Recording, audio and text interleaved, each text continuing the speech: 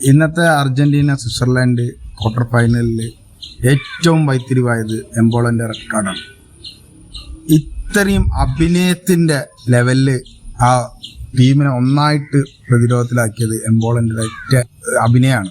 അത് കളീനെ മൊത്തത്തിൽ മാറ്റിമറിച്ച്. അത് അർജന്റീനക്ക് അനുകൂലമായി.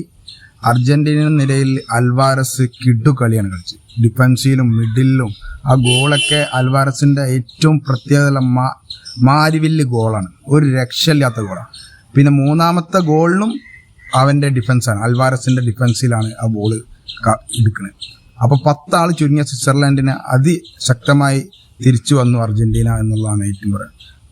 ഇന്നത്തെ കളി അർജന്റീനക്ക് ഒരുപാട് ഭാഗ്യമുണ്ട്. അർജന്റീനയുടെ എമിയൊന്നും ഇപ്പോൾ പഴയ ആ ഫോമിലേക്ക് എത്തിയിട്ടില്ല. എമിൻ്റെ പ്രകടനം ഇതല്ല.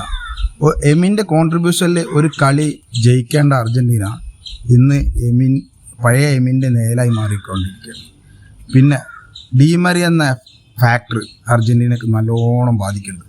കാരണം ഒരു 60 മിനിറ്റ് കഴിഞ്ഞപ്പോൾ അല്ലെങ്കിൽ 60 മിനിറ്റ് വരെ കളിക്കാൻ അത്രയും ടാലൻറ്റ്, സ്കില്ലുള്ള, സ്പീഡുള്ള, ഡ്രിബ്ലിംഗ് പാടമുള്ള, ഏത് ലോങ് റേഞ്ചിൽ നിന്നും ഷോട്ട് അടിച്ച് ഗോളാക്കണം, മെസ്സിനെ ഹെൽപ്പ് ചെയ്യണ, ബോണ്ടിങ് ഉള്ള ഡീമറി എന്ന ഫാക്ടർ അർജന്റീനയിൽ മിസ്സിങ് ആണ്. അത് യാതൊരു സംശയമില്ല. മെക്കാലിസ്റ്റർ, എൻസോ ഫെർണാണ്ടസ് ഇവർ രണ്ടാളും മിഡിലിൽ നിന്നാൽ സ്കോറിങ് പാടമല്ല. പക്ഷെ ഡീപ്പോൾ സ്കോറിങ് പാടമില്ല. പക്ഷെ വിത്ത് ബോളിനെ കണ്ട് വിത്തൗട്ട് ബോളിന് ഡീപ്പോൾ ചെയ്യണ മാതിരി ഒരു കുട്ടികൾ ഇന്ന് പ്രസിങ് ഇല്ല. പക്ഷേ ഡീപ്പോളിൻ്റെ അടുത്ത് നല്ല മിസ്സിങ് ആണ്. അർജന്റീനയിൽ ഇപ്പോൾ ഏറ്റവും മിസ്സിങ് ഉള്ളത് മൊളീനൻ്റെ ഒരു ഭാഗമാണ്. മൊളീന വളരെ വീക്കാണ്, ഒരു സംശയം അതിൽ വേണം.